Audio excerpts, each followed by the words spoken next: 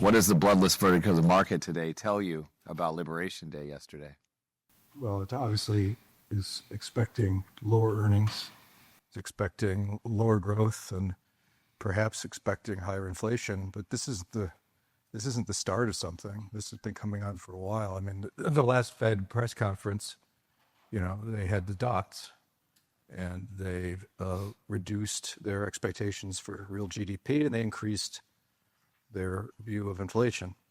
So we were already moving in a direction that wasn't terribly healthy. But I really think the real problem in the market is, tariffs are sort of a convenient excuse, but you sort of had the cannon loaded for something bad to go wrong.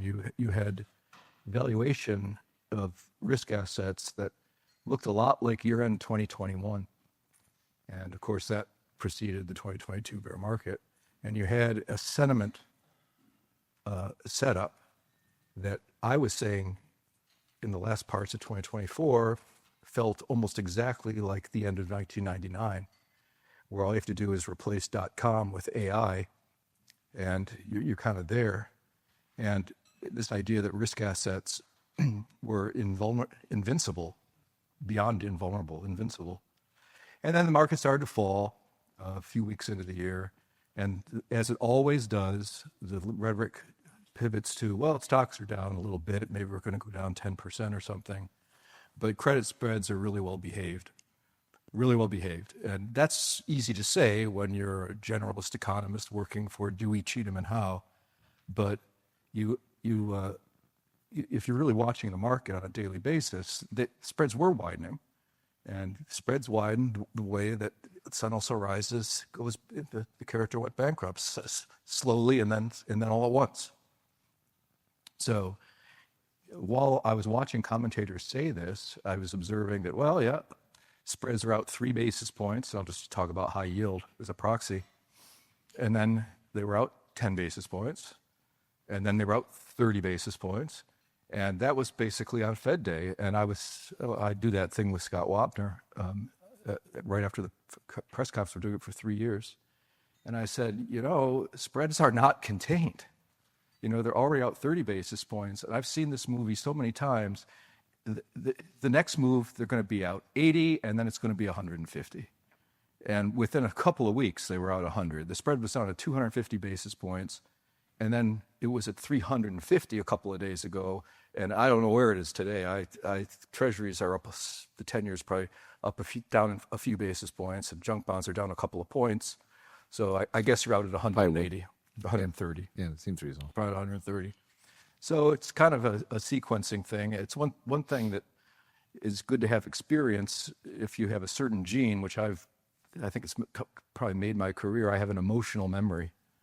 Not just a factual memory, but emotionally, how it feels. And it's helped me a lot. It helped me a lot during the credit crisis when everyone thought things were cheap, when they had gone from 100 down to 93 price, bonds that had never been below 100. And we actually there was a margin call, and we put out what we thought was a throwaway bid. They were talking, it was from Thornburg Mortgage, which was actually an excellent underwriter, but they got over leveraged. And they were talking, it was a couple $2 billion, and they were talking this list at 98. And the day before they were at 100. And I put what I thought was a throwaway bid at 93. And we got hit on 300 million.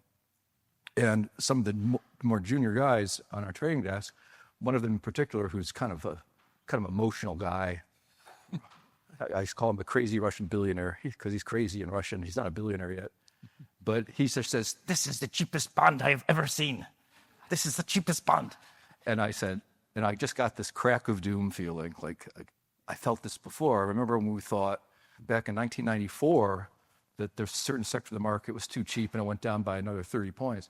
And I said, write that on the ticket. You're signing the ticket, you're writing it on there, cheapest bond ever, we're tacking it up on the wall. I said, mark my words, because the yield at 93 was 8% to a par payback. And they had never traded 8%. They were always 6% up at par. And I said, write that on the ticket, but mark my words, these things are going to go to a yield of at least 14. And I think I actually said 14, but when I said at least 14, I meant in the teens. And I was directionally right, but I was order of magnitudes off because they went to yields of 40%. And that's to no losses, so you couldn't really assume that. But to an incredibly rigid and strict default assumptions and loss assumptions, the yields were 24.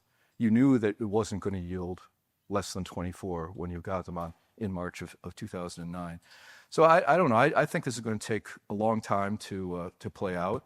It's obviously going to hurt people who now have moved their supply chains from China to Vietnam.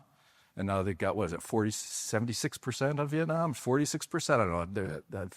There's so many numbers out there, and they're also different. And it was surprising yesterday how at the close, the market liked it because they heard the 10% that came out with the Wall Street Journal. Then all of a sudden, no, it's 26, 24, 27. It depends which analyst you look at. There's the minimum of 10%. Well, it's kind of the average. Right? So the minimum's 10%, and now it's like 27. That's higher than the Smoot-Hawley tariffs in, when was that, 1930? Mm-hmm. So I don't know. It seems to me that it's early innings of this saga on tariffs, and Canada's going to retaliate. So, and Macron put all kinds of flowery language about how this is immoral and it's like crazy stuff. I mean, it's funny when somebody has the better side of an economic deal. Of course, they're the ones that don't want it to be taken away, and that's the problem we have with this. Is really trying to get the trade deficit down in simple terms. He frames it as stealing and cheating, but the trade deficit has exploded, and it is exploded as we used to talk about in the 80s and 90s in tandem. We call them the twin deficits. It's exploded in line with the budget deficit, which never goes down. In fact, the budget deficit as a percentage of GDP is higher now since October 1, so through the first 6 months of fiscal 2025, it's higher now than it was in fiscal 22, 23, and 24. It's kind of incredible, right? That those were years, particularly 22, of tremendous stimulus that caused tremendous inflation. And what's also fascinating, fun fact to know and tell about that is the bonds issued in 2024 was the same amount of coupon issuance from the Treasury Department as 2022. 2022 is this year of trillions of dollars of cash being thrown all over the place. How is it that we're borrowing more now than then? Well, a lot of it's the interest expense. And the interest expense is headed towards $2 trillion pretty quickly. It was at $0.3 trillion, $300 billion a couple of years ago. And these are actually the same problem viewed through a different lens. And as people are realizing that they didn't really know what to expect from the tariffs, they were different than they expected. It's not really Mexico and Canada, it's mostly Asia. And that's a big, Canada and Mexico, of course, are our biggest. They export the largest percentage of their exports to the U.S., 80% for Canada and 75% for Mexico. But the tariffs are much different than people expected, and it has to be digested. And I would bet any amount of money that today's close is not the low. Yeah.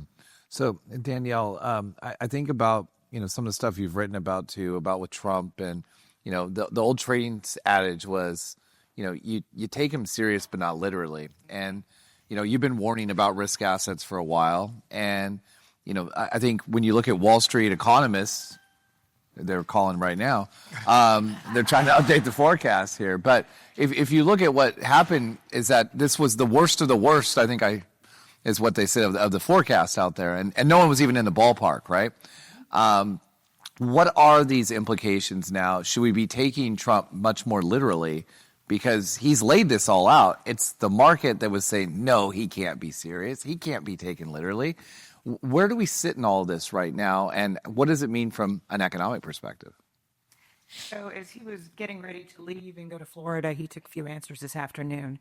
Out on the White House lawn, and he reiterated what he's happy to his lieutenants out there on Bubble Vision saying, starting with Howard Lutnick in a very extensive interview this morning on Bloomberg. But he reiterated that it's a patient, and as long as the patient survives the operation, then it's going to live.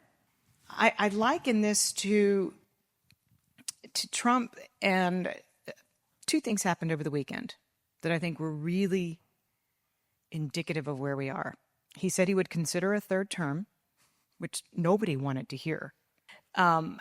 And he reiterated that he's willing to take this pain. Now, chatter is that Lutnick's on his way out, and he won't survive until Sunday, that Musk is gone as well.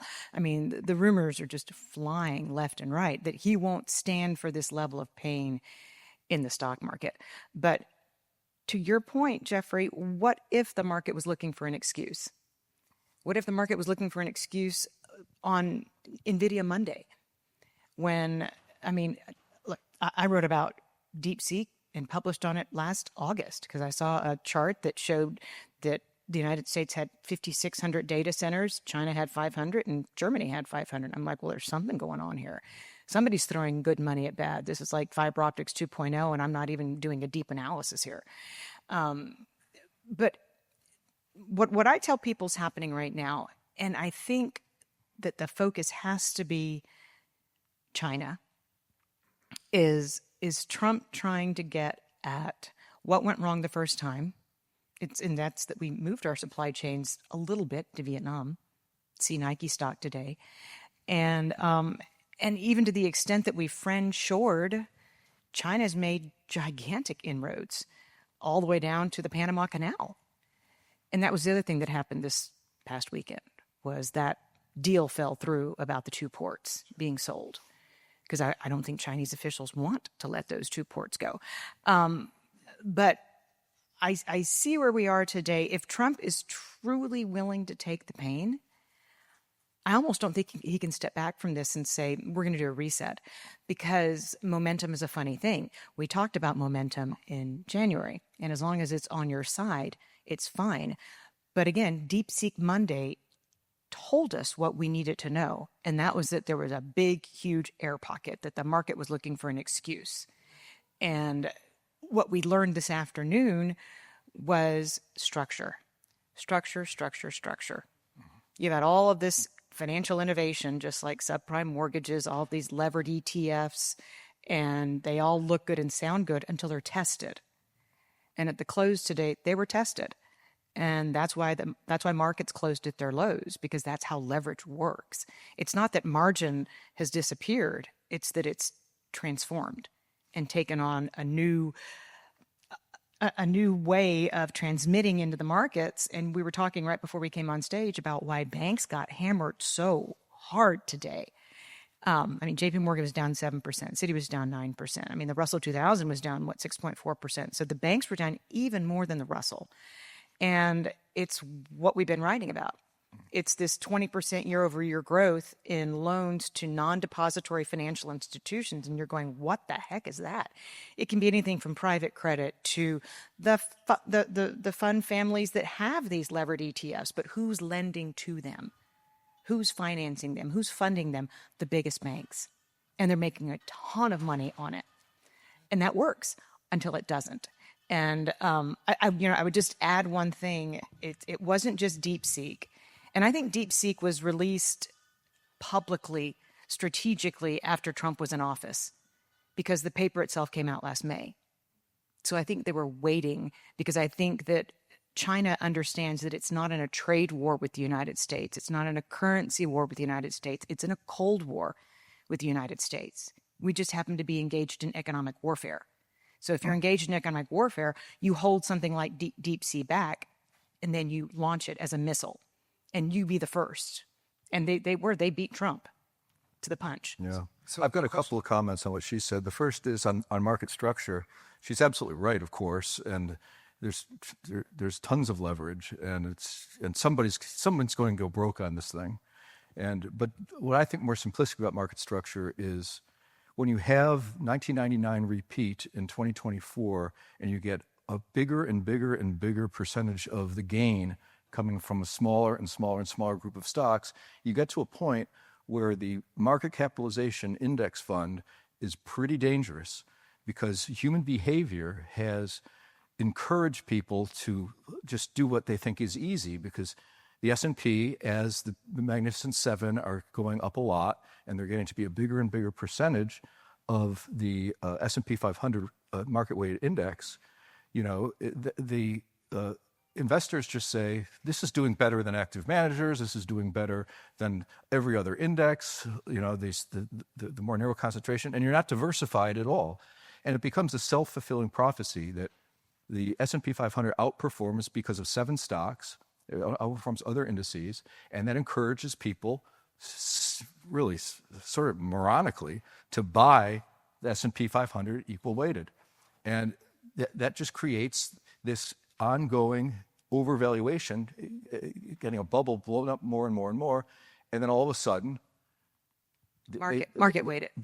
They break, and then suddenly the S&P 500 is underperforming the Dow, and the Russell 2000 is a disaster too this week.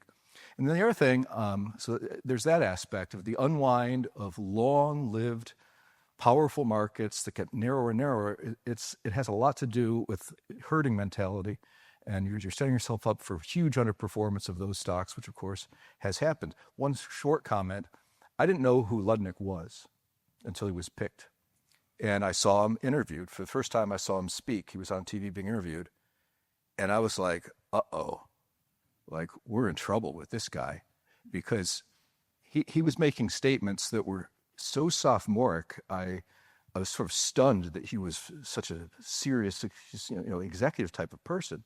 He said, within 2 years, we're going to have a balanced budget and we'll have 5% real GDP growth, which is mathematically impossible. I mean, come on, we have 7% deficit percent of GDP, so we're going to get that down to 0 in 2 years.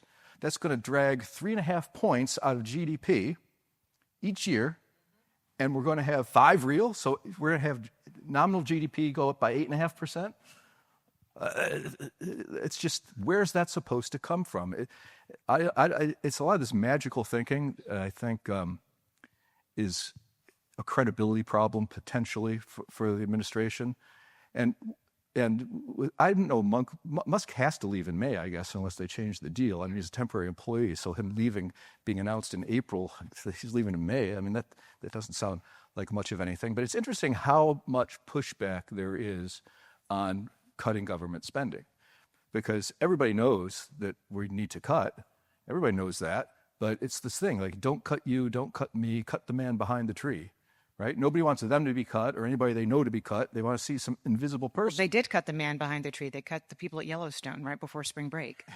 So it has not been done logically. But it's interesting. And there's so much low-hanging fruit if you just consider how much waste there is in how Medicare and Medicaid are operating. You don't even have to fire people to save a couple $1 trillion there. The amount that needs, I've come to the belief that the amount of spending at the federal level that needs to be cut is tautologically equal to the budget deficit, which is $2.2 trillion.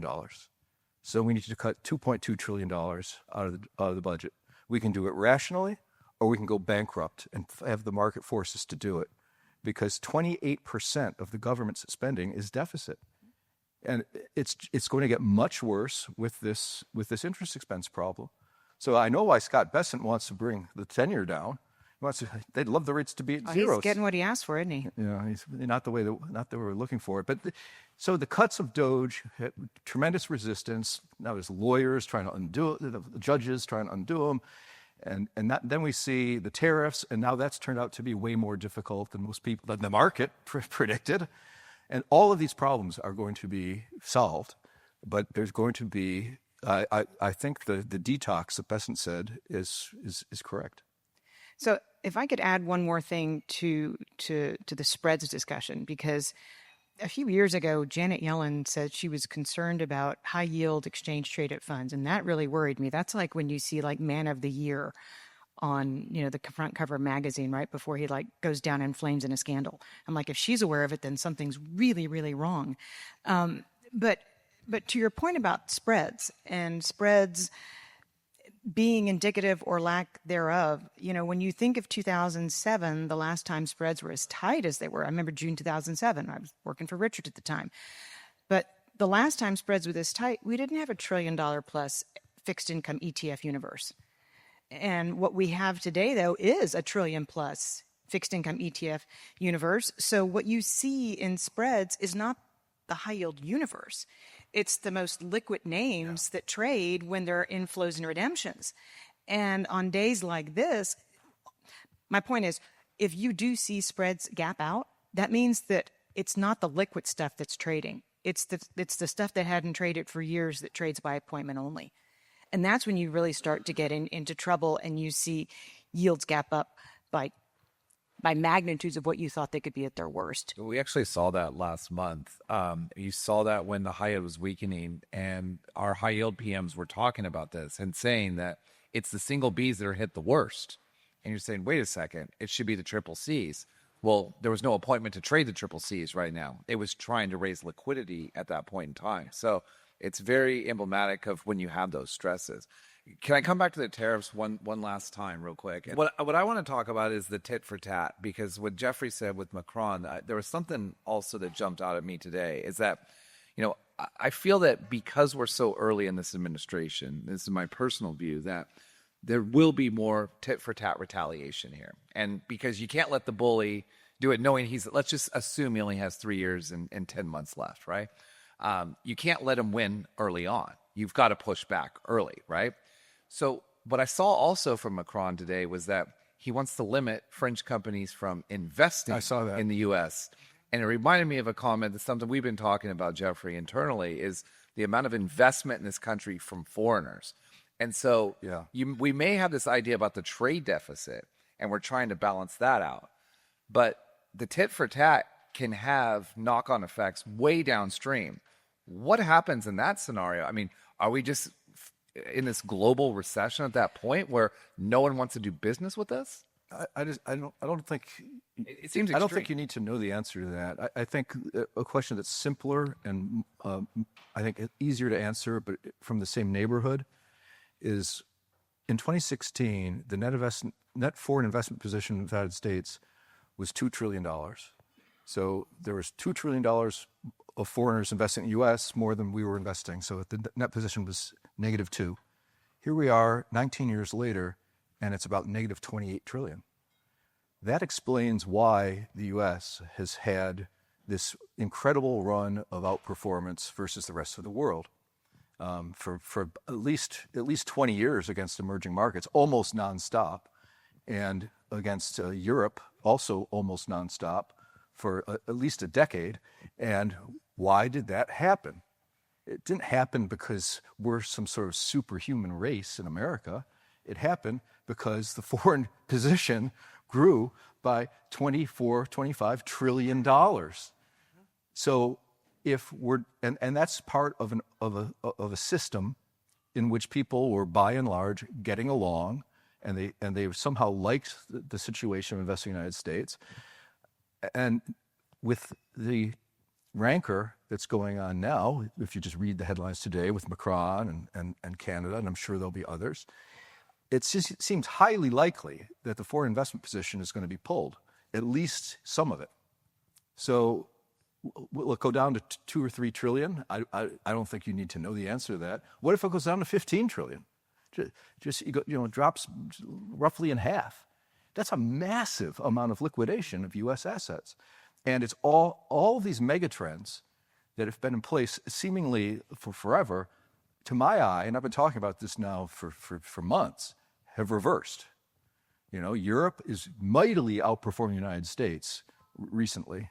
Maybe not today, I haven't seen it, but mightily. It doesn't look like it's just a wiggle and jiggle like it was on the way up. It's like boom. And I think that's going to continue because we're divorcing from Europe. Germany's being encouraged by our actions and by how we're dealing with a more isolationist type of global militaristic concept, it seems to me. I think that Europe is going to continue to outperform. And it's always meaning for years, been a real valuation trap because it was cheap forever and it was never working. Cheap, but getting cheaper relative to the U.S., but that's changed. And that's also changed, as I alluded to earlier, equal weight is outperforming market cap weight. And I think that's going to continue.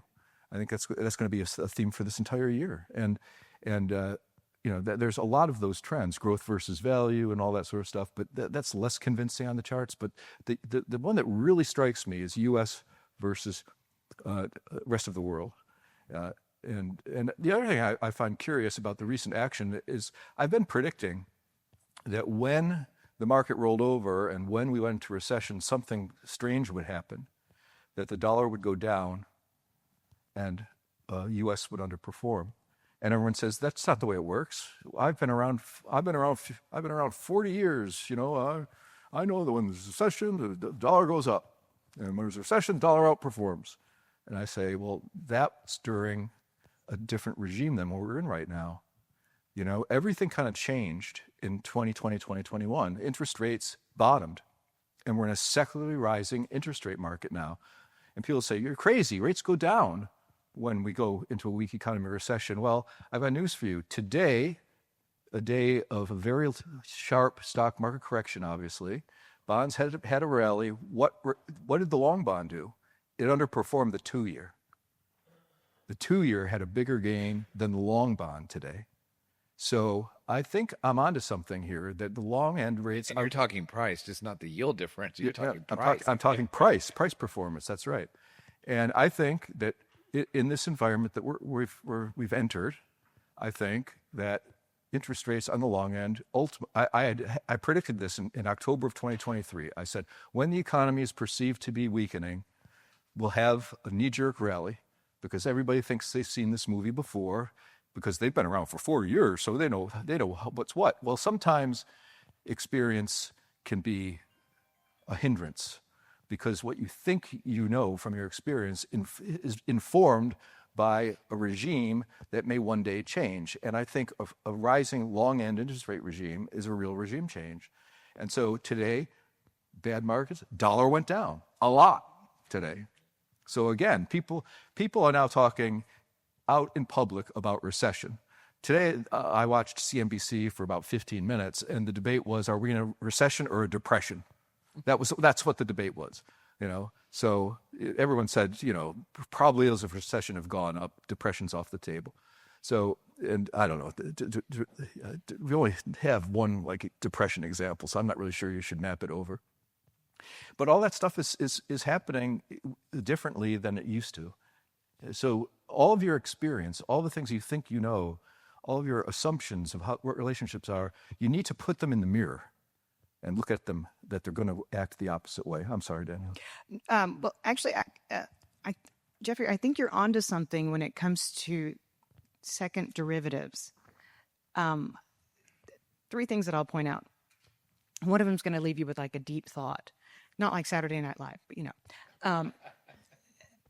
in the JP Morgan Global PMI, 34 of the last 37 months have seen contracting new export orders.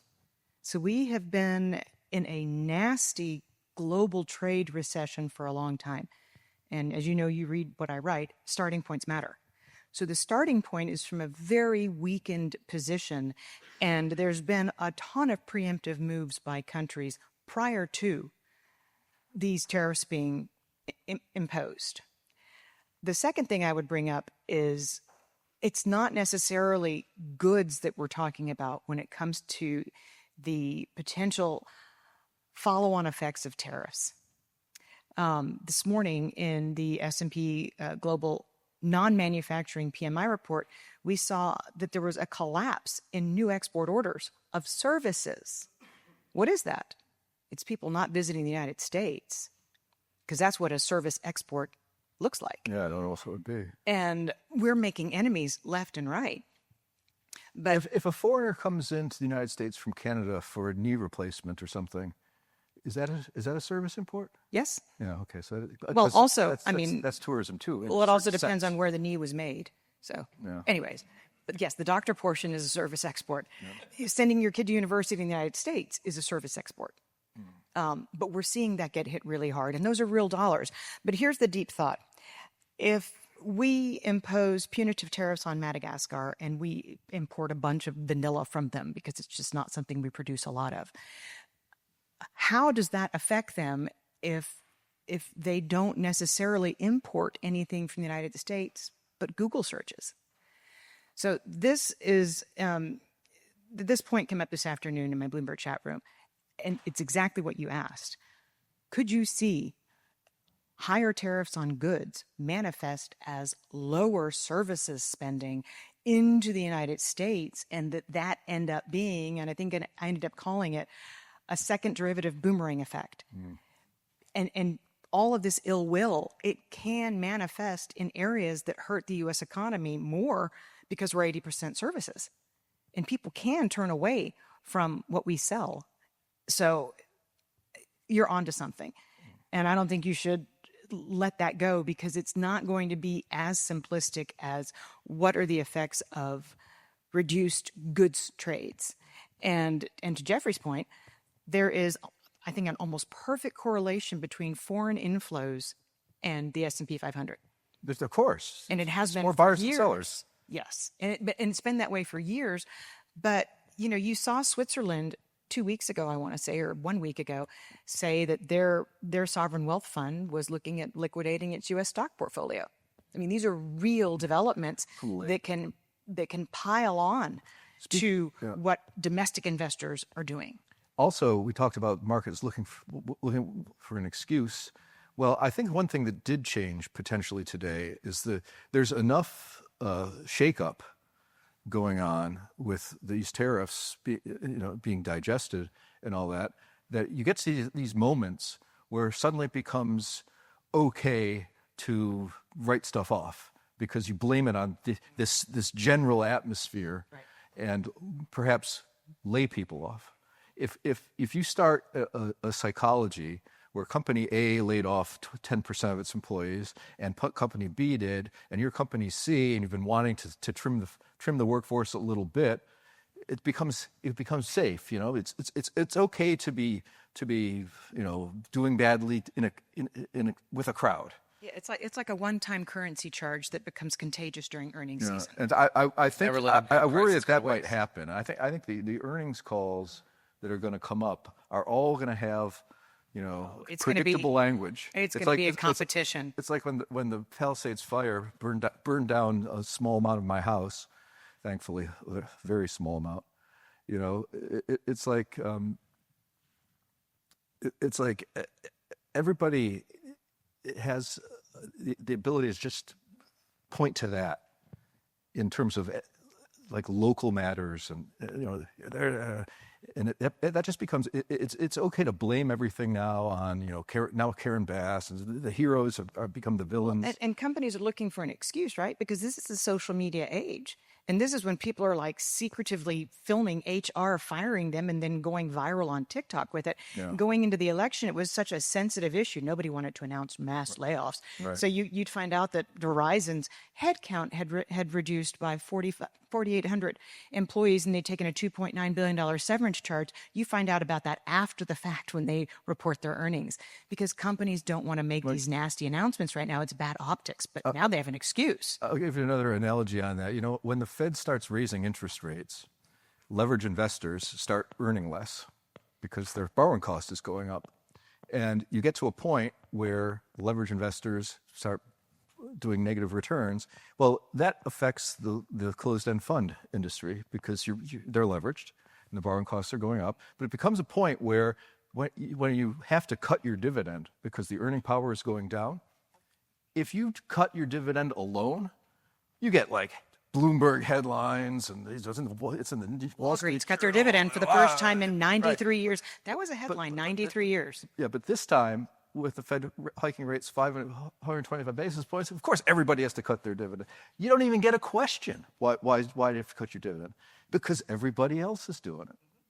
And so, it's that type of a thing that is the way that groups work, group think. Yeah, I heard this story too about the Restoration Hardware earnings call was yesterday, and Gary's Expletive. and Oh, is he swearing up stuff? he told him his stock was down 44%. Right, He 'cause went, he- oh, bleep. Yeah, he I guess what it was is too, he was saying, oh, well, the tariff's only 10%. And it's like, no, your stock's down X amount.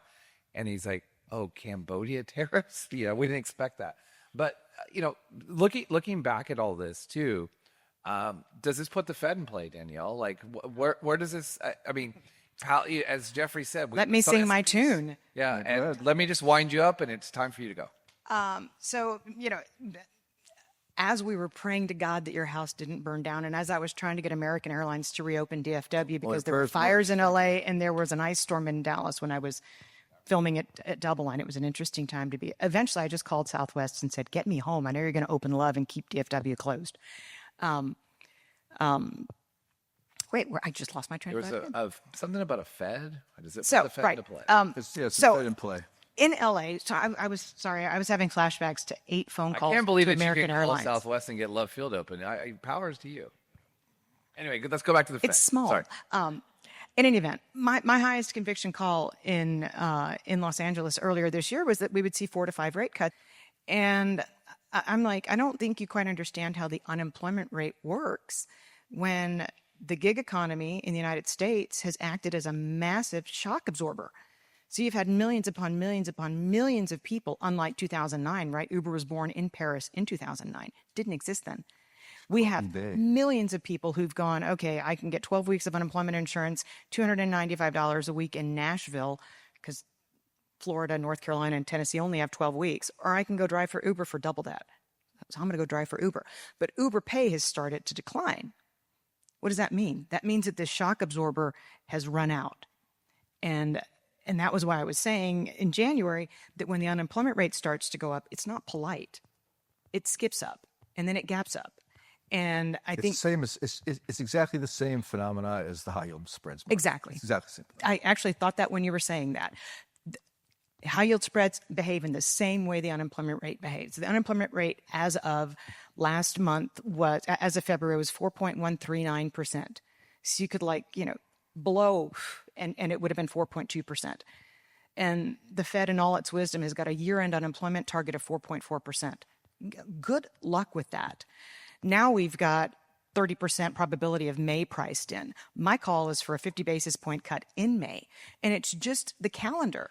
They're going to have to go get Nikki leaks. They're going to have to pull them out because you've got first quarter GDP being reported on April the 30th. And then you have very, very early in the month, April non-farm payrolls being reported on May the 2nd, both of which occur during FOMC blackout, hence calling out Nikki leaks. And the Fed meets on May 7th.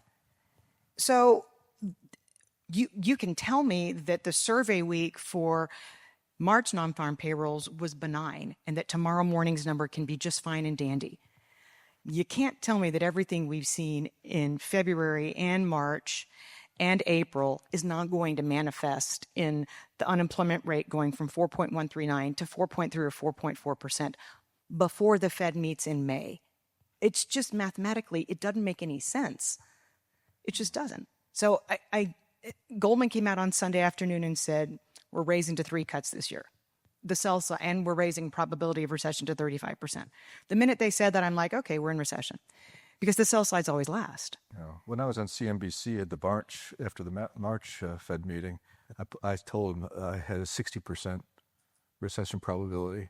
And that was the low end. Pay you to be way ahead of the sell side. That was my low end of the range, and they were, it's amazing when you get a reaction for something that isn't all that.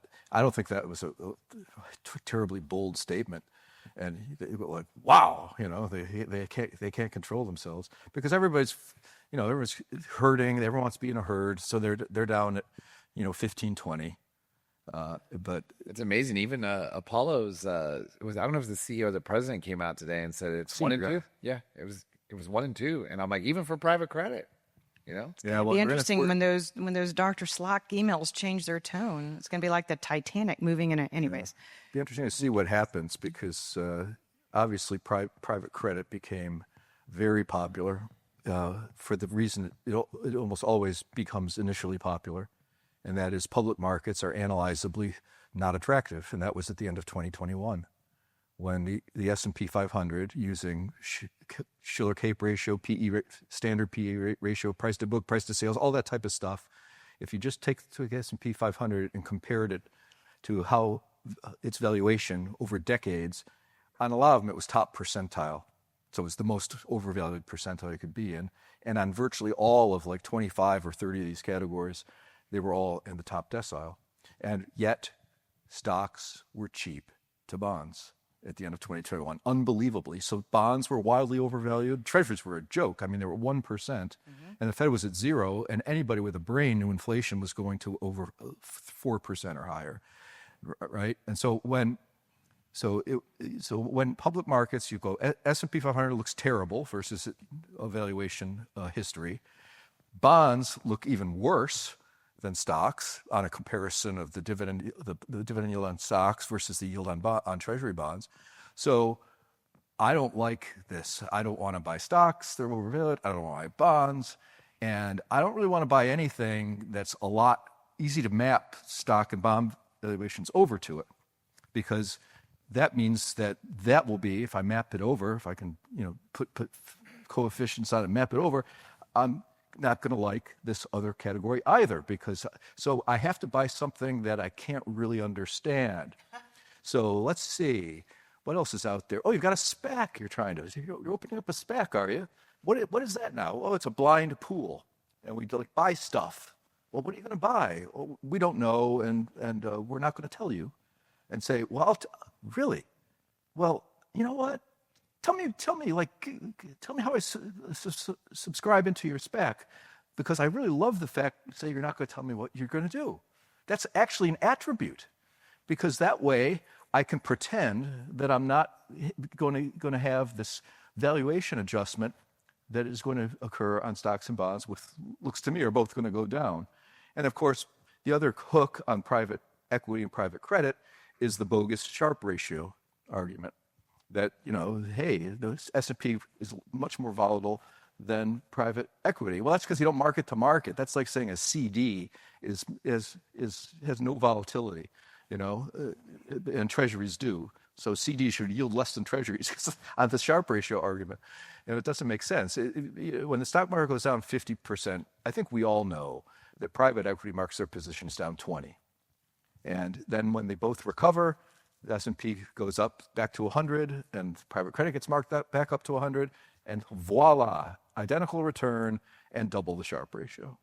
And the other problem is that there's tremendous illiquidity. They're defined by illiquidity. I gave a speech in Austin a couple of days ago, and the one before me was a private credit person, and her talk was essentially, I'm sure we've all seen these presentations that you just want people to start just looking at their phone. What they're doing is giving you a thinly veiled sales pitch for their private equity fund. And her argument began with the Sharpe ratio argument, and then went to the last 5-year argument. It's done better than other credit over the last 5 years. Therefore, buy the thing that's up the most, because it's like this secret weapon, that's always going to be up the most. So let's buy high and sell low, which is a horrible strategy, obviously. And then, the other argument she gave that I thought was really almost scandalous. She said, when you buy private credit, you can wait out the volatility in the public markets. Boy, does that sound like a mythology. I mean, you can just pretend. You should just pretend that you're still at par, but wait till the defaults come. And I don't know how many funds are drawdown funds, where they raise committed capital and they draw it down. But that's when it really, if that is significant in any way, that's a real recipe for disaster, because the illiquidity of the markets generally, which is obviously growing, institutions, in fact, a lot of major institutions run out of money. Harvard, with their $60 billion endowment, they had problems because their donors were pulling back because they didn't like the way they were treating the college protests. And so they were running out of, they were basically using annual donations as a pay-as-you-go scheme. And it allowed them to invest their money in a certain way. And their $60 billion endowment had to come to the bond market to raise a couple $1 billion to turn on the lights and pay salaries. Why do they have to do that? They have no liquidity. A $60 billion endowment can't scrape up $2 or $3 billion a year in cash flow off of $60 billion. So that they are locked up all over the place. And I remember in the really good times, like late 2008, we were raising distressed funds, and they did super, super well. And I had the opportunity to meet with the head guy at Stanford University's endowment. And he came in my office, and I went through this presentation that I'd done a million times, and it was incredibly convincing. It basically proved that you couldn't do worse than about 24% IRR, and you could do, and they ended up doing more like 40. But I proved it, and I went through, I said, let's put in the assumptions, and let's put in assumptions that are worse than you believe they could possibly be. And that's what we did, and it came to 24%. And he said, I agree with you. This is absolutely a wonderful opportunity. I'm sure you're right, and you can't lose, but I'm not investing with you. And I said, why? He said, I have no money. Mm-hmm.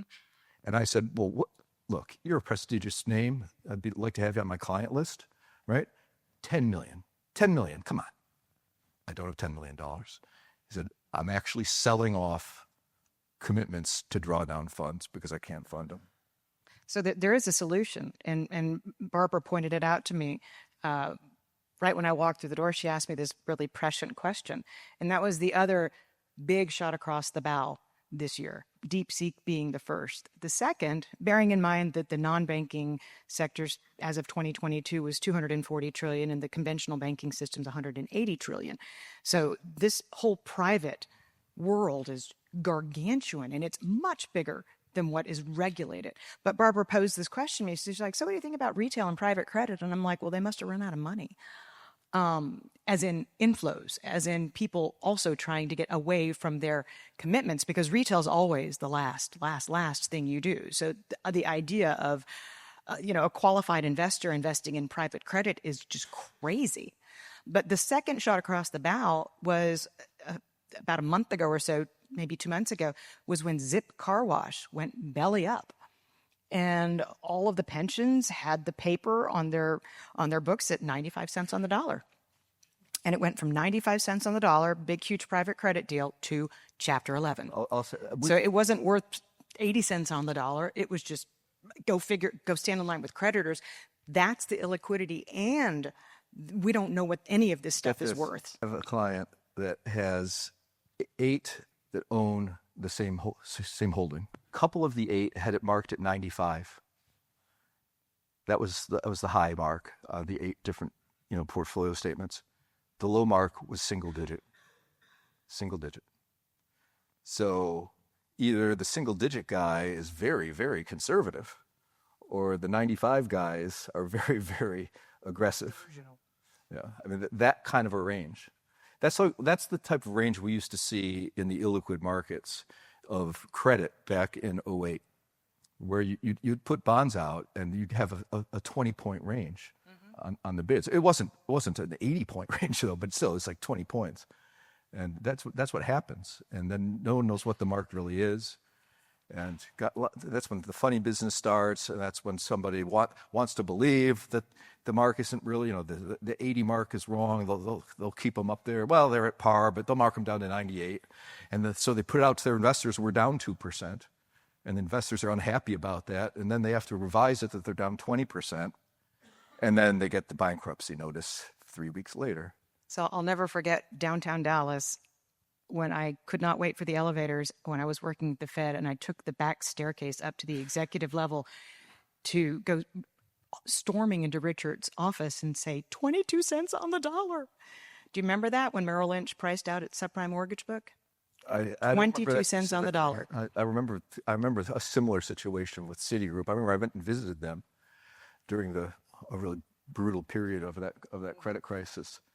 And I've never seen such panic in my life, because they were coming to grips with the fact that big blocks of their balance sheet were worth zero. Big blocks of it. And now today we're talking about the market structure and levered ETFs and the big banks lending into this space to finance them. Yeah. Well, is anybody else depressed? Because I can keep going up here. Let me try to spin this just a little bit. I'm going to put on a marketing hat. What do you guys like? Give me some ideas for these folks out in the audience, so we don't go drive our cars into LA. I always say, in my case, I have a sort of a snarky answer for that. If you want to know what I like, look at my holdings. That's what I like. So what are the holdings? What have we been doing at DoubleLine?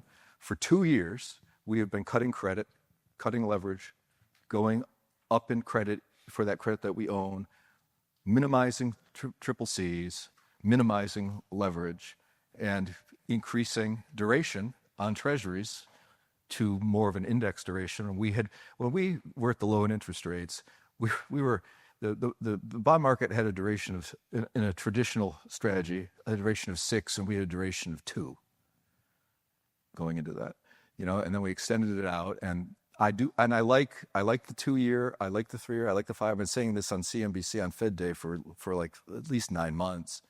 And I like intermediate term, like double B, triple B, maybe single A credit in certain pockets of the market that are not as rich as, like, similar to stocks, and it's always similar to stocks. Corporate bonds were very overvalued entering this year, and now their spreads are out and they're going to go wider. And so what was nowhere near the tights of all time were some of the securitized assets and commercial mortgages, which has to be very carefully, actively managed, because it's not really a sector, it's a sector of sectors, and some of them can do well and some of them do badly. Some asset-backed securities, things like that. And I like non-U.S. versus U.S. stocks. I've been owning European stocks. For the first time in my career, I started owning them, I think it was in 2022. And they had been underperforming, and then they matched the S&P 500 for most of the subsequent couple of years. And now they're massively underperforming. I think it's just the beginning, because I think the dollar's going down. I think the dollar's going down because we have this ridiculous deficit problem that nobody has the courage to get to, but will be forced to get to it. We have an interest expense that has gone up so much, and it's going straight up unless rates, go back down to, 3% or lower, and maybe they will, I don't know. We have all this incredible deficit spending, and nobody wants to deal with it. And it's going to eat up such a fraction of the tax receipts under the current tax structure that it has to be restructured. The Treasury market will have to, unless we very drastically cut spending, we're going to have to restructure the Treasury market. Well, is that an insane thing to say? Well, maybe, except Scott Bessent, and there was a research paper subsequent, actually said maybe we should extend out the maturities on our foreign bondholders, which I suggest would be an extension of the maturity to infinity, and drop their coupon. By the way, Jeffrey sent me an email that came out and said, boom. yeah. I think they call that, is that a perpetual strip? I've been talking about this. It really occurred to me about a year ago. I just gave, in a week, I gave about 8 speeches. I kept making this point, and I started to realize that there was more and more and more to it. So I had called up our government desk, and I said, for certain accounts where this is the most relevant, what I want you to do is, on all of our treasuries that we own, I want you to keep the exact same maturity structure, but I want you to swap everything that we have for the lowest possible coupon of that maturity. And stealthily, because I didn't want our competitors to front run us, we got it accomplished over about 2 weeks, and we took our coupon in treasuries from 4 3/4 to about 1.5. So that now, if they do what I think is possible, because it's been, I don't believe it's going to be all that administratively easy to just signal your foreign investors. I'm not sure it's that easy to do. Well, not if you've made them your enemy. Yeah. Well, this will make them an enemy even more. But I think they might do it to the entire Treasury market, because if the average rate now on Treasuries has moved up to about 4%, a 4% coupon. If you put it down to 1%, you would cut 75% of your interest expense. And that would let you hand off the grenade to another administration and make it somebody else's problem. So the Treasury market broadly is sort of a par type of a market. I mean, there's some discounts in there, there's some premiums in there, but 4 is the average coupon, so that's kind of where rates are now. So it's about a par market. That means that if your coupon gets cut, you're going to go way down in price. And 2 things I think are non-controversial as investment management business pillars. The first is don't take a risk unless you get paid for it, right? If the yield's the same, buy the one that's less risky. And if you can eliminate a risk at no cost or very little cost, do it, particularly if it's no cost. In this case, moving from the 4-handle coupon to the 1-handle coupon was actually a negative cost because the lower coupon bonds are off the run, which means they're slightly less liquid. And so they tend to yield a little bit more. So yeah, they're a little bit less liquid. I acknowledge that. But in a world of that type of a shock, I think treasuries, who knows how liquid they'll be, any of them in that world. Legally, you get a little more convexity in the trade too. You get more convexity as well. So there's no reason not to do it. And that's something that I think may get more attention. That one way to do this is to, you say like, well, the government will never be able to borrow again. Good. That's the goal. No government borrowing. It's just like, you get these people, they think it's a sign that they're coming of age. They're a real special person now because a bank gave them a credit card. That means they're a really sophisticated person who can afford to pay the money back. The bank wouldn't give me a card if I couldn't afford to pay it back. Yes, they would. Yes, they would. That's their dream come true.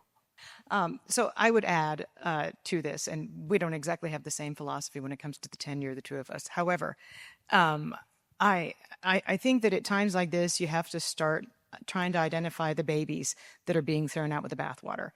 And, I don't think Kohl's is going to be around for much longer. There's a laundry list of U.S. retailers that probably won't be with us. We've had 6,500 store closings. What about Dollar General? They'll still be with us, Yeah, but they're going to close closing down like crazy. Well, but even there, even they're seeing middle-income people trade down to them. Walmart's seeing higher-income people trade down to them.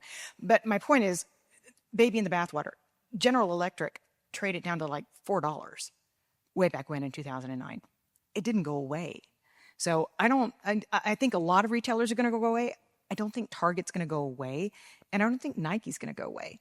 So start to identify brands, if you will, that you say to yourself, in 20 years' time, are they still going to be around? And if the answer is yes, then keep them on your radar screen for being great valuations. I think distressed bond investing, if things happen as I see that they're going to happen, I think towards the end of this year, you'll probably be in a good position to put money to work in distress. Right. And the third thing I would suggest is, and I just stumbled upon this, is every country has a widow stock that all of the little old ladies own in their retirement funds that pay nice big dividends that the government's not going to let these companies go. In this case, I'm referring to a Brazilian food company. And its dividend pays and pays and pays and pays, no matter what happens to the Brazilian economy, because the government can't let this company go away because every little old lady owns it and there'd be riots in the streets. So there are pockets of value. Yeah. And when markets start to sell off indiscriminately, especially when you see something like a Nike sell off to the extent it is, put it on your radar.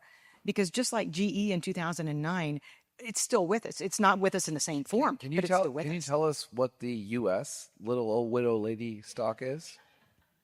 Maybe after a glass of wine or something, and it's about to list in the United States. Stock popped recently. I'm like, what happened? Because it's about to list on the NYSE. Put another way, but philosophically similar. I remember in 2007 when I had got hit with those bonds, and I actually sold them out at a profit, thank God. But because I realized I'm not going to buy any of this stuff until it yields, double digits. And all that stuff. I remember calling a strategy meeting with the group that was involved in that type of stuff and saying, our goal is survival. That's our goal. Because this thing, a lot of people are not going to survive. Our goal is survival, which is a broad concept of exactly what you're talking about. Yeah, I heard the CEO, and I literally stopped in my tracks because I'm walking through my bathroom and I've got Bloomberg TV everywhere on mute. But for whatever reason, the volume was on, and I heard the CEO of Chevron say, it's been 70 years, we've never cut our dividend, we're never cutting our dividend. And I said to myself, note to self, when Chevron gets really cheap, buy it, because they're not going to cut their dividend. And in certain companies, if they're well run, and you know that that dividend is safe, and you get in a baby with the bathwater situation where there's indiscriminate selling, you're going to have buying opportunities for things that you can hold for 30 years. But by the way, Trump did tell us he's going to get gas prices down. He did today. He certainly Yes, did, didn't oil's he? down about $7 today. So Yes, 7%. 7%. 7%. 7%. By the way, Trivial Pursuit, this morning in the chat room, somebody said, when was the last time oil was down 5%, the S&P was down 3%, and the dollar was down 1%. So this was early on in trading. And in the last 42 years, it happened once in 2015 with the flash crash. And it was a lot worse today, just to put today into context. Yeah, that flash crash, didn't Procter & Gamble go to a penny? And then they canceled the trades. It was the strangest darn thing. Don't forget about our people nickel always have trades to they understand canceled on that us, things can change, and it doesn't matter if the rules say this is forever and can't be changed and is illegal. The Fed has done a lot of illegal things that are This is true. that are against I can verify. the Federal Reserve Act of 1913. If they violated it, It they stipulates violated that the you cannot prospectuses. own a government-sponsored enterprise. The Federal Reserve Act of 1913 says you cannot own a Fannie or Freddie bond It's just amazing. for several trillion. Yep. I mean, it was like what happened to the prospectuses of mortgage-backed securities back in 2006. They said these cannot be modified in plain English. It says these loans can never be modified, but they modified them. They said, then you had the problem with the GM pension. GM was going bankrupt, and they were having real problems. And so they took the senior secured bondholders and screwed them and put the pension plan in front of them. And it's illegal. You can't be doing that. So when people say they can't alter the coupon on U.S. Treasury bonds, how many times do you want to be Charlie Brown in the football with Lucy?